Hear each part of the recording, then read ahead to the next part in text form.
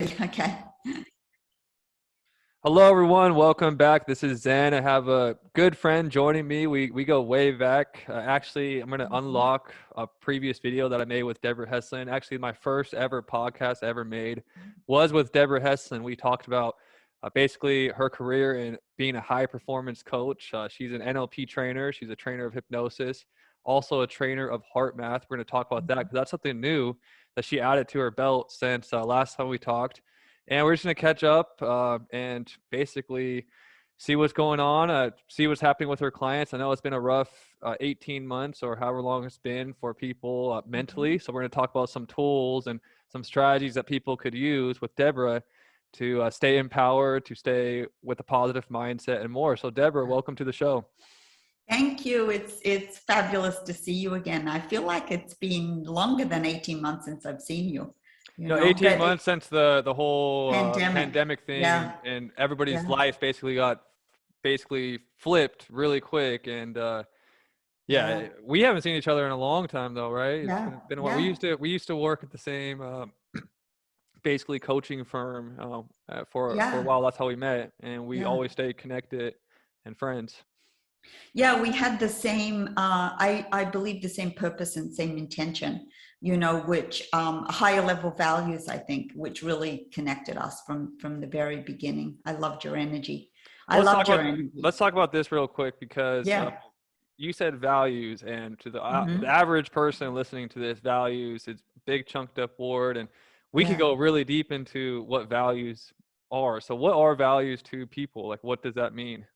Well, values are what are important to you. So what we categorize inside of us, it is an unconscious filter until we become conscious of it.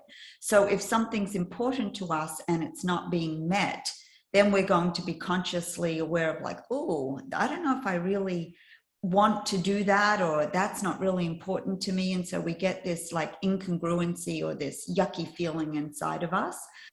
So the best example that I always give is staying fit and healthy is very important to me, right? And doesn't mean to say that I like to do some of the things that I quote, quote, have to do to stay fit and healthy, right? But it's important enough to me that I will do it. So that's the way that I always look at it. It's things that are really important to me or to everybody. Nice. So tell me about Hearth Math. That's something that I'm really excited to talk to you about. It's something new, and let me hear all about it. Yeah, well, one of my friends actually introduced me to Hearth Math when I was going through some quote quote stuff myself when my daughter had been sick, and it was prior to COVID, and she had taken me through one of the Hearth Math techniques, which is it's really, really easy, Zach. And I like easy, right? Because it's a complicated world in which we live in. And she said to me, Deb, all you have to do is focus your attention on the area of your heart or your chest area being one and the same thing.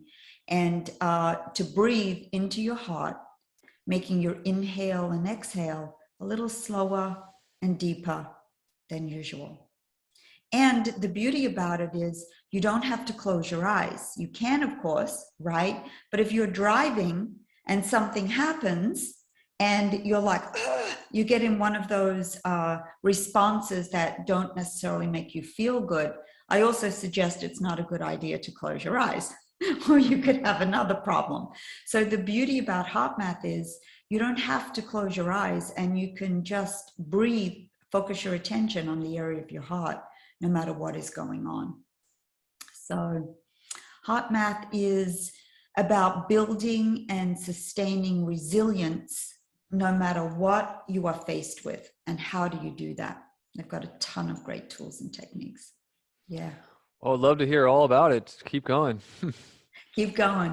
Okay, so they have a ton of different techniques, but the beauty of the Hearth Math is it's very simple to just, no matter what is going on, as I said, to just start your attention right in the area of your heart. And it's from that moment when you're breathing into your heart that you can then decide what you want to do after that. But it brings you back to what's called a state of coherence, a state, I call it the center, where from the sun, I'm then able to say, okay, I'm choosing not to stay here, even though all this is going on. I'm now choosing to go here. And what are those choices that I want to go to? So what it does, it slows down scientifically, which is fabulous for me because I like science behind stuff. It slows down the rhythms of your heart to put you in what's called a coherent state. I'm sure your corporate and like business clients love the science. If they love seeing stuff like that, Yeah. huh? Yeah, they do. I was just Because actually I was actually just practicing it while you were talking about it, and every yeah, time I would do it, I did notice like a relief, like a really calm, centered, like all yeah, my thoughts kind of turned off. It's weird. yeah.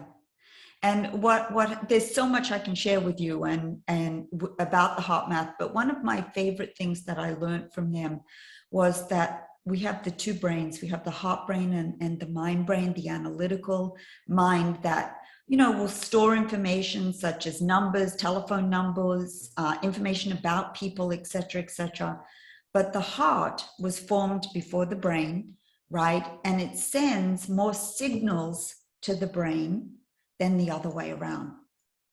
So if you think about the heart and what it's quote, quote, supposed to be filled with, love, happiness, joy, fulfillment, caring, warmth, compassion, integrity, all of those things. So if we connect from here and we breathe into this and then we send signals to here, can you imagine what the response is going to be instead of from this going, what the heck, right?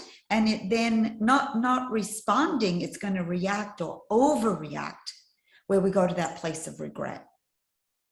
So I find for me and with my clients, my corporate clients love it, because if they're in a meeting with somebody and somebody triggers that the autonomic nervous system to go to heck with that, or screw you, so to speak, right? It will then calm down those signals to breathe from here. So we're now what we call responding, and responding from a state of coherence.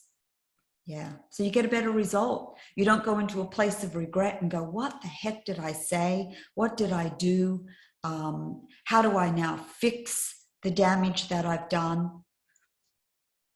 I think this is going to literally save my life, because I really appear to be calm and chill a lot of times, but when people like cross a certain boundary with me, I'll basically explode and do something that I wouldn't normally do. So next time before exploding or going off, I'm going to breathe into my heart real quick, and like then I'm going to make, so a lot of people don't understand that basically behaviors stem from a thought at first. So we have basically a thought, a feeling, and then basically that comes with an action. So when we create a behavior. So if we're able to, if I could just simply, this is so easy, like you don't have to close your eyes. I could be in a board meeting, in a business meeting, and okay, then I respond, and wow, this is gonna make a huge difference. And I actually heard people, I talked to, well, never mind.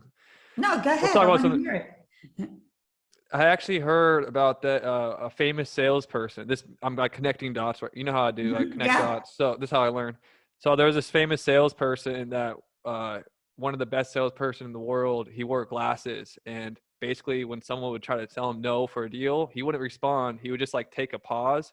Like he'd look down with his glasses, and then like the tension would be kind of like dissipate, and then like you take a breath, and then he would respond. He wouldn't respond right away when someone like had a rejection, and that little space of that pause like kind of settled the tension. So I think that's an example of heart math and what this is. I don't know. It's a beautiful example. I mean, I grew up where my mom would say count to 10, right?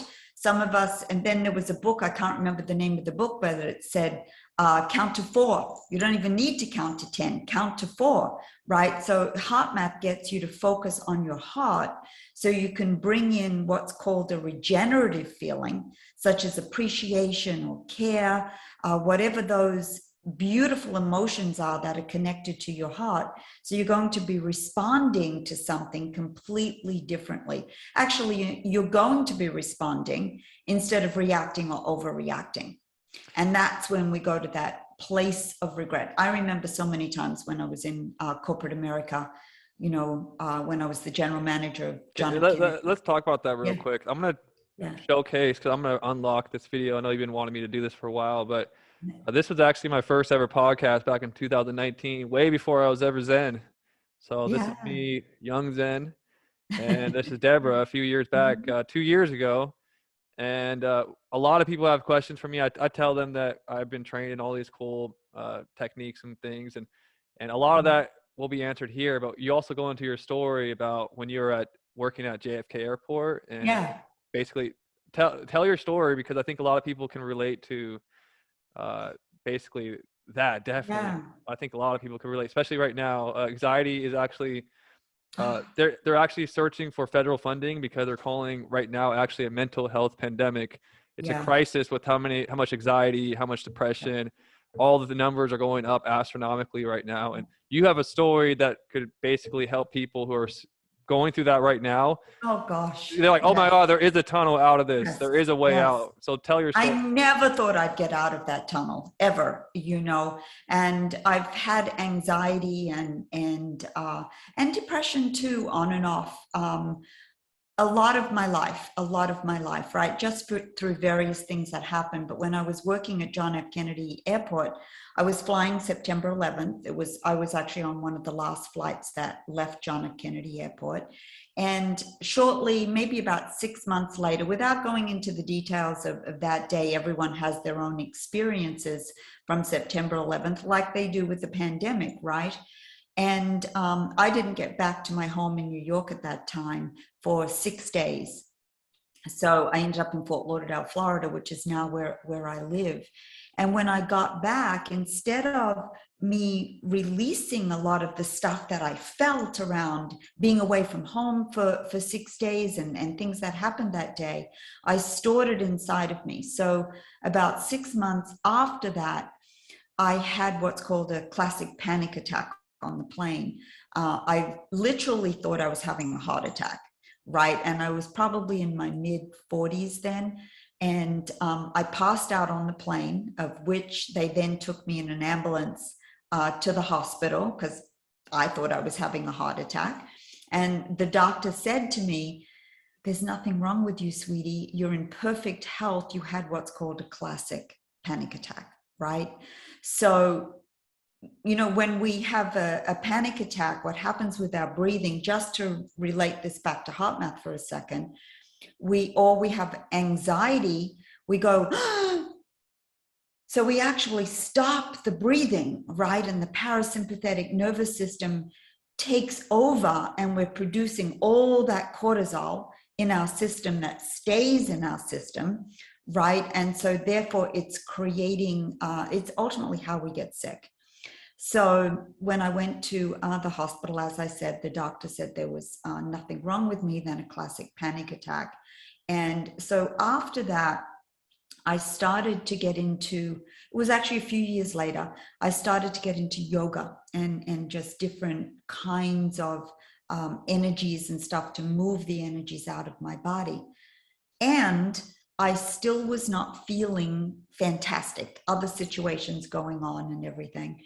And I ended up going to a doctor quite a few years later and telling him I'm depressed, I have anxiety, panic, lots of stuff. And after he did an analysis on me, even though I did have those symptoms, he said to me, "You are not depressed, Debra. You're just not happy with some of your choices.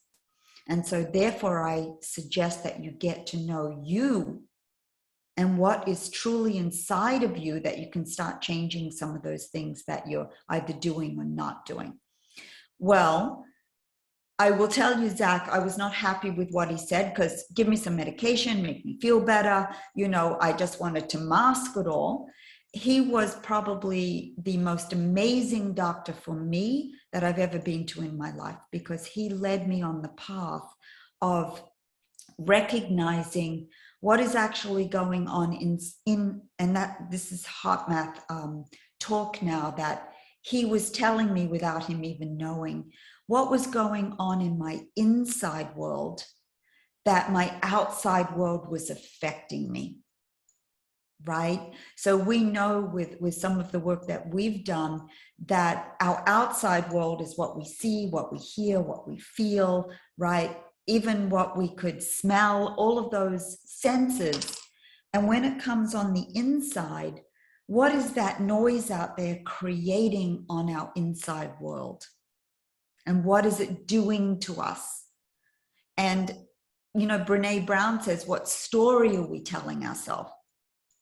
And because we're emotional beings, going back to kind of what you said, our thoughts, it's from this that create the thoughts, that create the emotion, or the emotion creates the thoughts. Doesn't matter, right?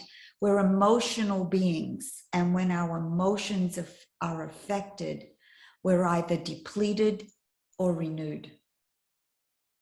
And the depleting emotions, when we stay in them for a long time, are what cause us to stay in anxiety and depression and all of those emotions. So recognizing that's where we are, because we are going to have them. It's normal, natural, and necessary. It's what I want to then do with those emotions. Do I want to stay there? Right? Because what else would I want to feel instead of the anxiety? That's why I'm in business, because everybody, when I say everybody, it's not everybody. The majority of people have anxiety and fear, right? Yeah. So I told you, it's literally classified as a crisis, a mental health Yeah. crisis right now. And for anybody Yeah. that's never experienced a panic attack or worked with someone that had a panic attack, lots of times people have no idea and they'll say, oh, it's all in your head. But if you know someone that has experienced it, you know it's very scary and very real. So it's really important to get this information out so people have tools to help. Yeah. So you went from basically a corporate 9 to 5. It wasn't corporate. You were Yes. high up. You were high up. You were like the top person there, right? I was the general manager of John F. Yeah, you were the Kennedy general for manager. You were the yeah. general manager of that, and then the panic attack eventually led you to what you're doing now. Which I'll have your Yes. It information led in me the to link. yoga. Let me plug Yeah. you in real quick though. So, Yeah. uh, Debra is now full-time transformational coach, trained in Mm-hmm. many modalities. So I'll have to basically talk for a good minute to tell you everything she's trained in. So all her links will be below if you're looking for a mental health coach. This would be the person that you'd want to talk to. And yeah, so let's get into it. What were you just saying? Um, it's gone. It's gone what I was going to say. But what I was going to say is we don't have to stay in those emotions. One thing that the Hearth Math Institute taught me is we want to recognize that those emotions are not right, wrong, good, or bad, right? They're not. They are telling us where we're at in that moment, right? And when we recognize, oh, what is it I'm actually feeling here?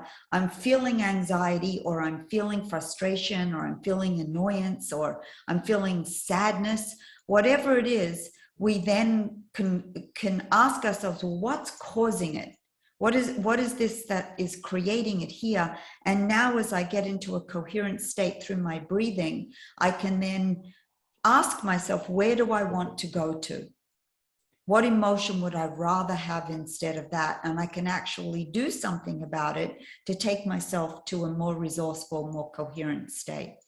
That's what I love about it. It's like giving yourself permission to feel what you're really feeling. And if we're feeling anxiety, the one way to get rid of it and not stay there is to go, okay, it's naming it to tame it, right? We can name the emotion and it like immediately tames it rather than going, oh, I'm anxious, I am anxious, I'm this. And we could be, but we can also create another emotion inside of us by recognizing this is where I'm at, and now I can move into a different direction. And that makes me feel powerful, that I don't have to stay there. I used to think that's all I had. Oh my God, I'm so anxious. I'm this, I'm that, you know? Let me ask you this. So I know you spent a lot of time studying this and Yeah. invested a lot of your energy into learning heart math. And is there deeper levels to this technique than just the breathing into your heart? Yes. Like, does it get deeper? Okay. Yes. Yes.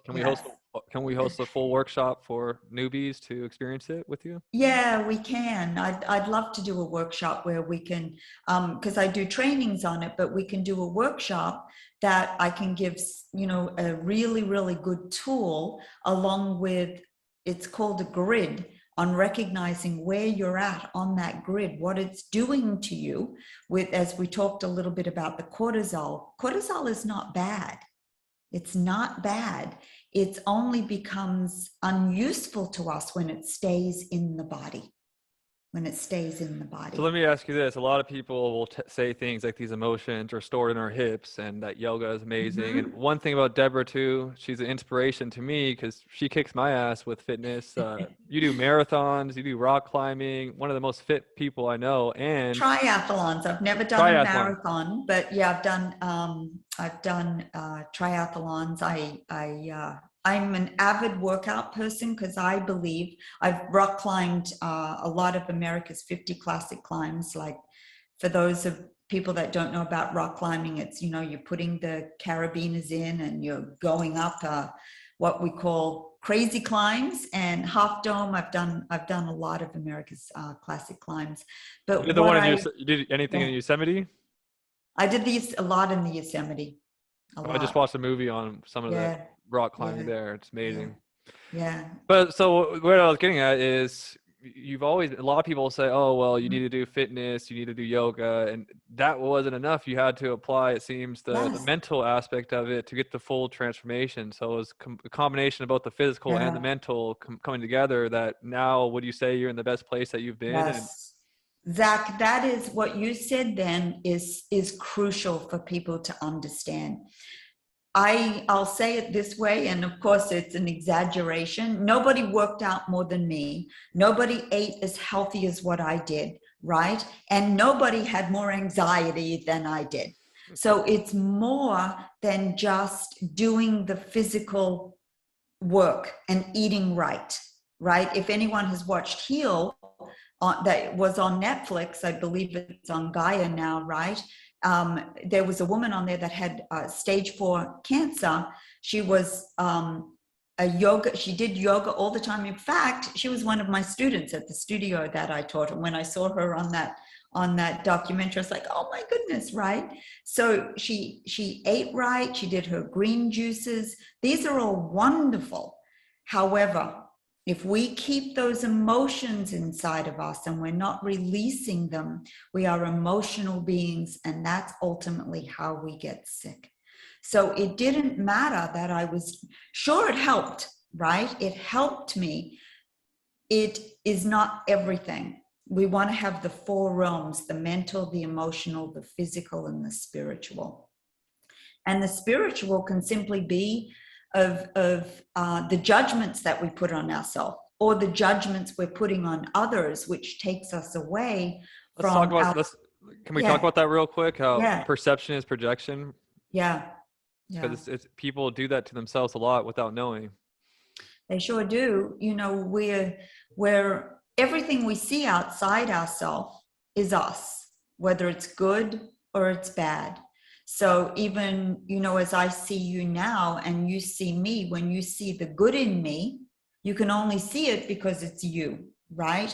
If you see things in me that are not good or whatever, it's in you, right? So that's the beauty about it. I've learned so much from perception is projection. I remember that old saying, when you point one finger, you got 3 coming back at yourself. Like, that person is XYZ, but you really have 3 in your unconscious mind is a little baby that basically takes everything literal. So it's hearing that you're talking to itself, right?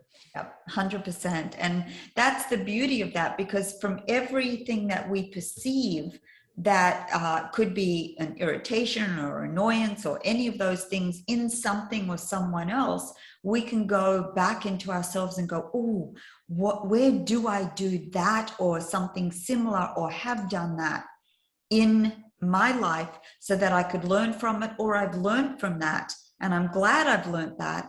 And now I know that I don't need to experience that again, but I can be aware of it.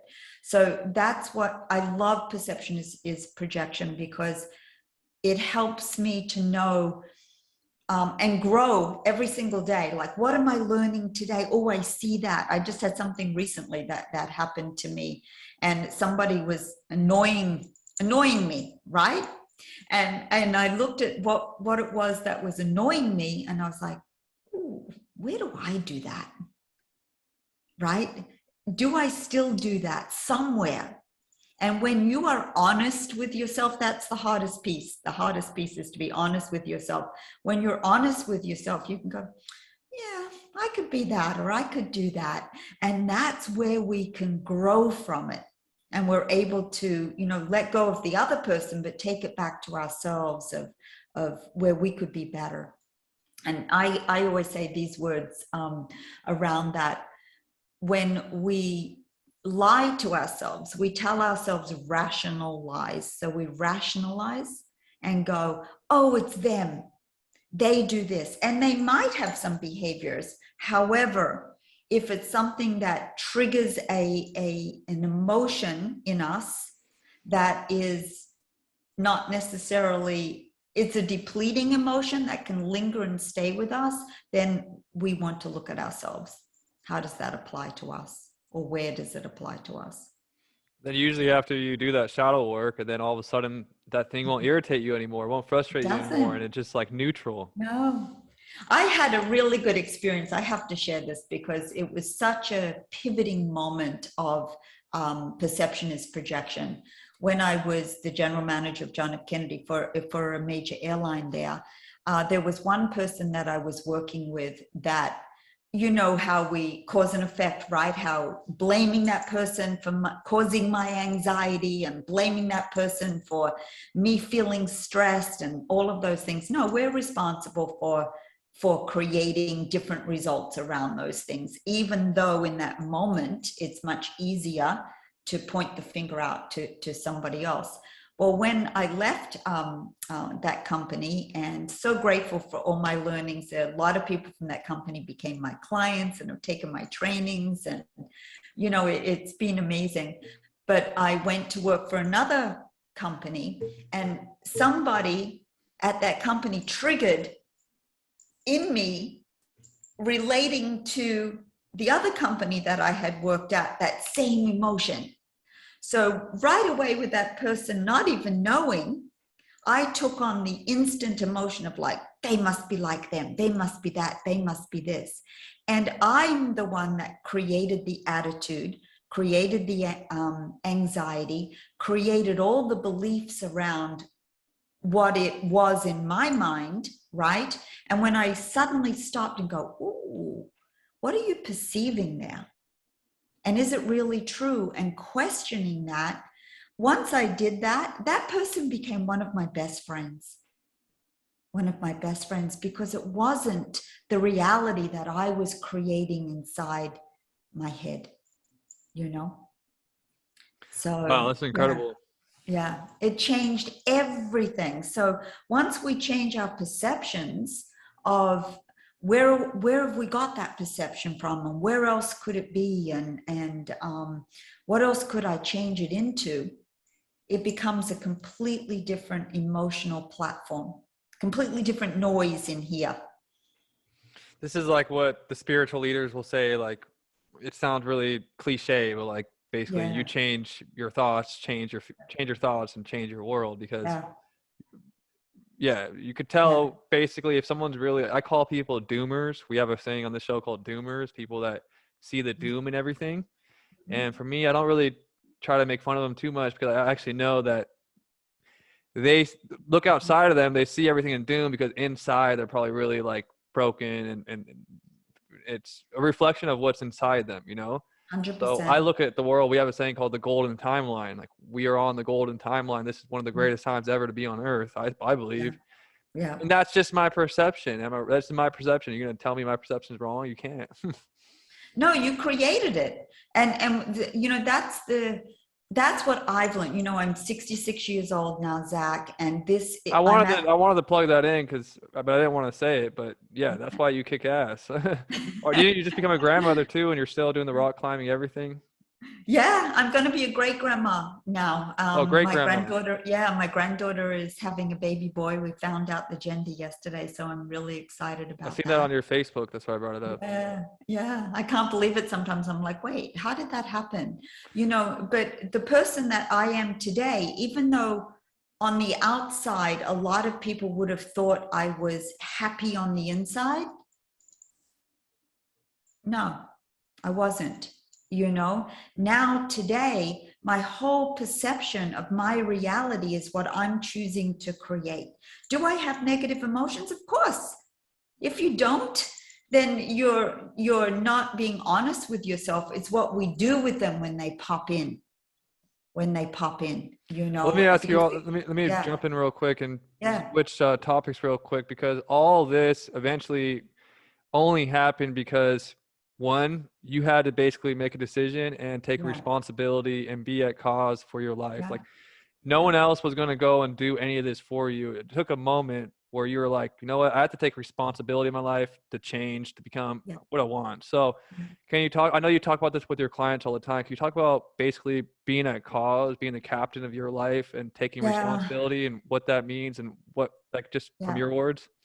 Yeah, and it's funny because I never thought I'd love math and science. Now I absolutely love math and science because it helps understand what really happens inside here.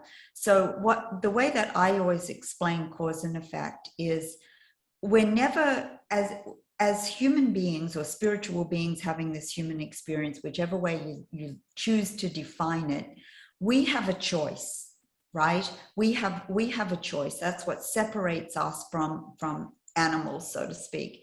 And we're often not aware of the choice until we become aware of it. And when we feel something inside, how I like to explain it is all of a sudden we recognize what's going on inside. That's when we're in the now.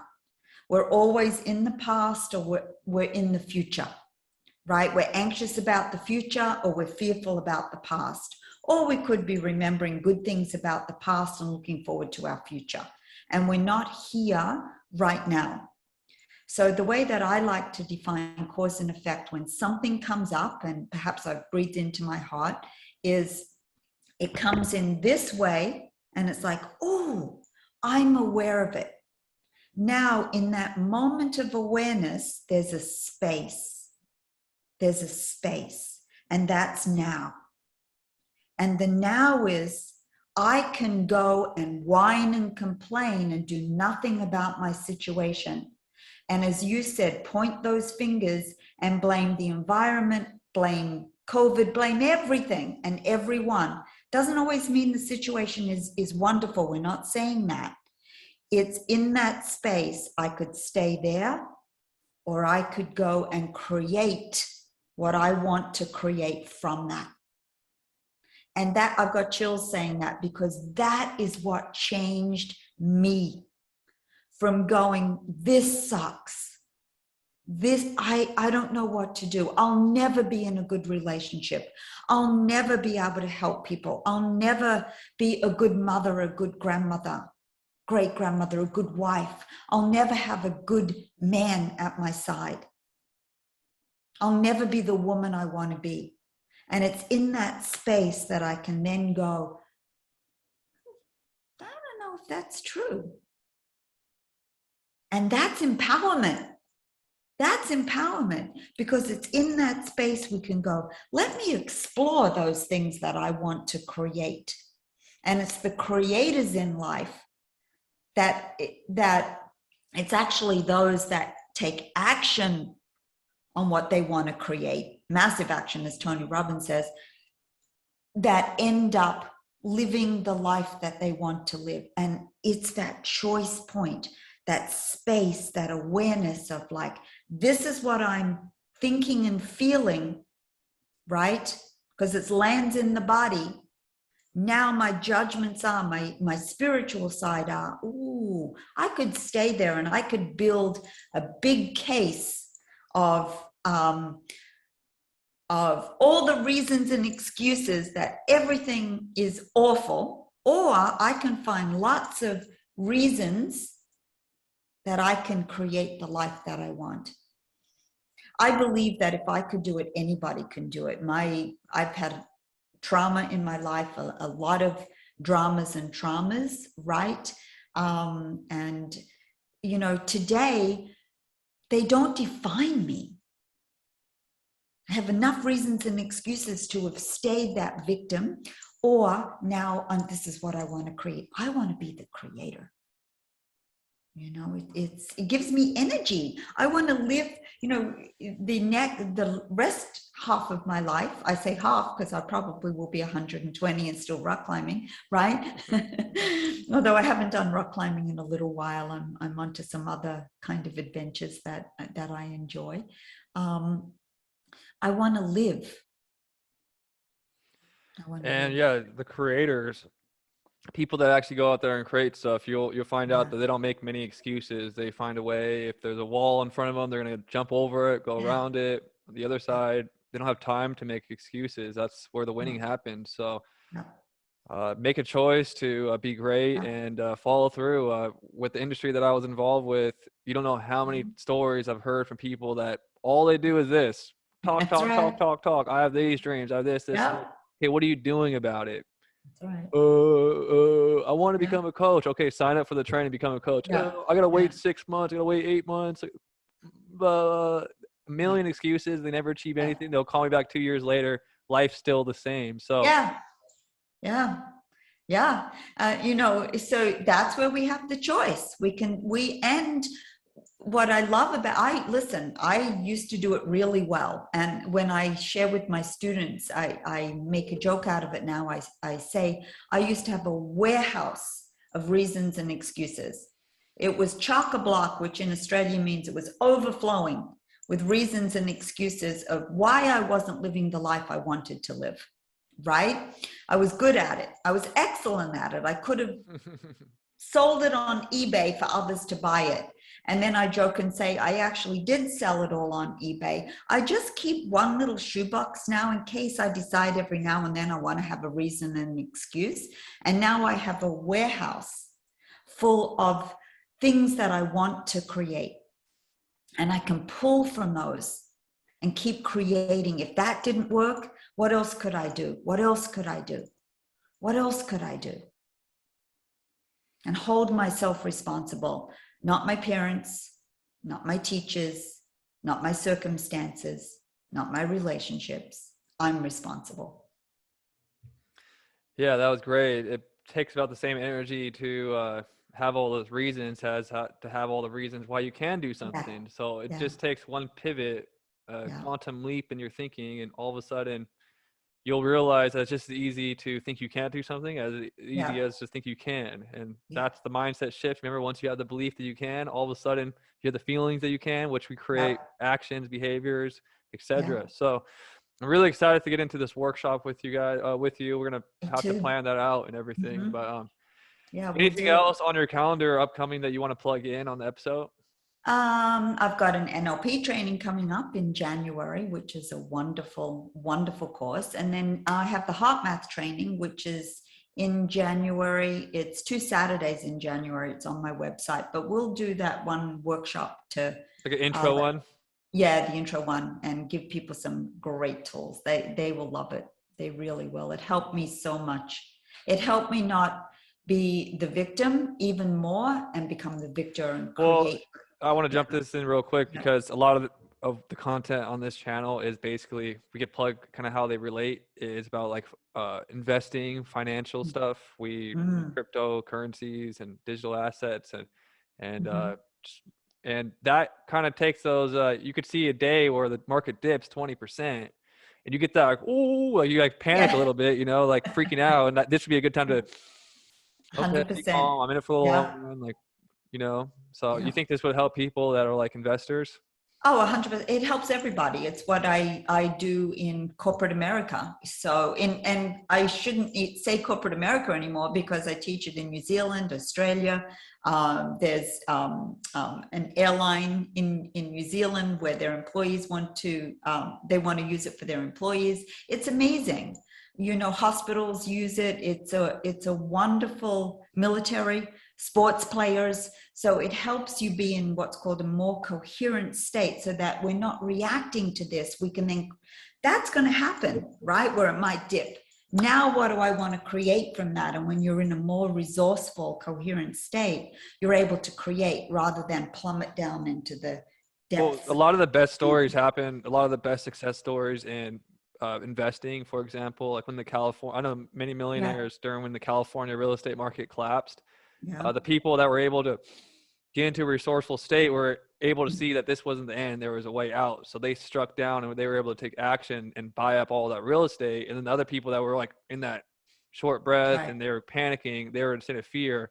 No way when you're in fear are you going to be able to make a good decision, a good investment into your future. So also with cryptocurrency, like the people that are able to be resourceful in the worst possible situations in the market, those are the people that make it big. When the announcement of the lockdowns first came and we seen one of the biggest drops in crypto I've seen in a long time, a bunch of people made out like bandits during that time, and a bunch of people didn't seize the opportunity. And I think it all relates to these resources.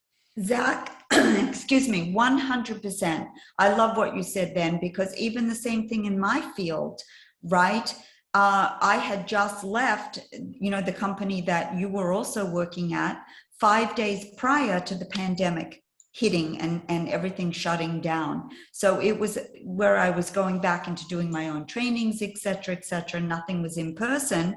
I had to pivot. So I could have become a victim again and gone, oh my God, now what? What's going to happen, right? The whole world has shut down and I can't do my trainings. I pivoted.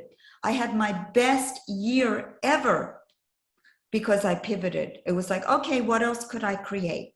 What else could I create? Now I have people from all over the world that can attend my trainings because of Zoom, right? I also was able to attend trainings I wouldn't have been able to attend because they were on Zoom. And I had one person that signed up from France 30 minutes after the training had started. That would not be possible. So we want to look at, yes, this could be tough. There's no doubt about it, right? We're not saying that. But to stay the victim in certain things when we could then create and become a victor in certain things is huge. What else could we do? There's opportunity in chaos. There's Yes. opportunities in crises. Even in the Great Depression, there were some of the biggest wealth transfers during that Great Depression. The people that had that same, like, well, let's pivot. And me too. I had the best year of my life by pivoting and trying new things that I would have never been on Zoom, YouTube, anything if it wasn't for that whole issue. So people that pivoted, actually, there's a saying called the Great Reset. Well, play on words, it's also about us. Like if the whole world changes and we don't change, then we're not resetting with the world. We have to also change as well and be in the state to evolve and transform along with the world. But Debra, I know you have to go in about 5-10 minutes, so I want you to have your. You believe it? I'm always learning myself. So you're going to another training. Yeah, I'm attending another training. Today's the last day. I'm not doing the training. I'm actually attending because I believe you should learn and grow all the time. You're either learning and growing or you're dying. Do you know what I mean? So it's like, I love to continue to learn and grow. And it's when you learn, it actually grows new, basically nerves and develops your brain, anti-aging. You stay younger. There's so many benefits to keep learning, and it's incredible how many. I read a study that how many doctors in the world will never pick up a book after they complete medical school. It's shocking a little bit. I really believe everyone should there's always new data coming out, always new information, especially in 2021. We're in the age of information. If you're not staying up with information, the information that you have could be outdated really quick.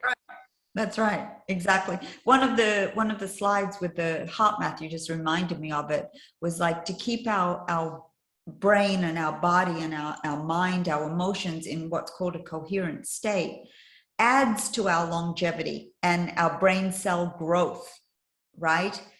Not doing those things creates brain cell death, aging, everything, right? I don't want to be that. I want to be, you know, I'm more energetic now than when I was really energetic, if you know what I'm saying. My energy is not depleted because I'm able to stay renewed and everything with my emotions. It doesn't mean to say I don't have bad moments. It's what you do with them.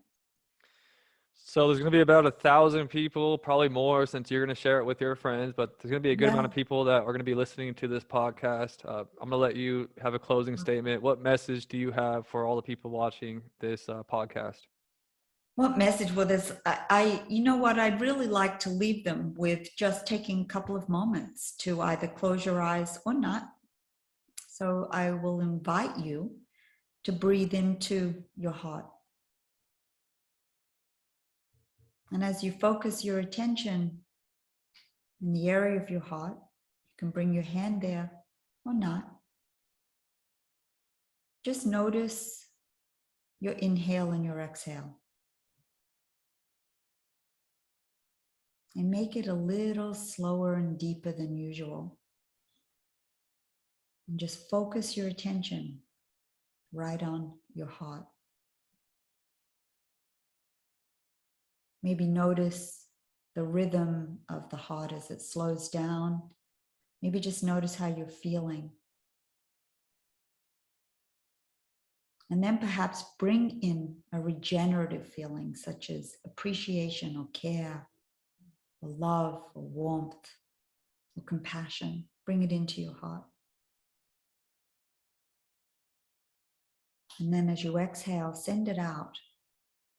Send it out to each other. Send it to me. Send it to Zach. Send it to anybody you want to. And just notice a difference inside. Because it's your inside world that changes your outside world. And make it a beautiful, meaningful day. That's it. Thank you, Debra. I'm on cloud 9 right now. I feel like I'm riding on a cloud. This is amazing. Feels good, right? And it's easy because we all breathe. Well, I'm going to end it there. I will be posting the details in the Telegram free community. We have a free Telegram community, and I will be posting the information to invite you guys to the workshop with Debra Heslin if you'd like to attend. And also all of Debra's websites, contact information will be in the description below if you would like to work with her on a one-on-one basis or attend one of these trainings.